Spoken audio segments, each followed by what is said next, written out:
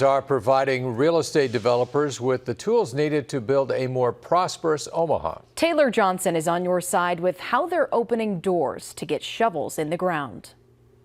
On Wednesday, those with visions of developing affordable housing in East and North Omaha boarded a bus. Multi-family units are great, single-family homes are great, and I really am excited about the opportunity to do primary dwellings and ADUs.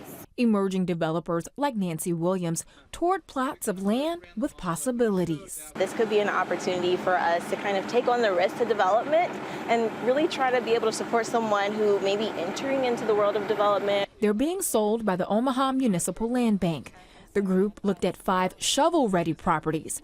That means after some work like removing vegetation, they're ready to be built on without barriers. Many of our lots, we've found estimations of work needed to go for as little as like $3,000 as much as to $120,000. And that is a cost that will not be going on to any buyer of the land bank properties. The most dangerous aspect of developing is pre-development, because a lot of your own resources is used before you know that project is viable. Spark, which trains emerging developers, is working alongside the land bank to set them up for success, leaving more room for them to invest in their ideas and grow the area they love.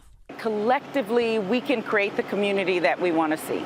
On your side in North Omaha, Taylor Johnson, 6 News.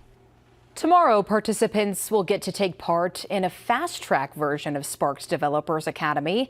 There are a few tickets left to the Reignite to Unite discussion. We have more information on our website, WOWT.com.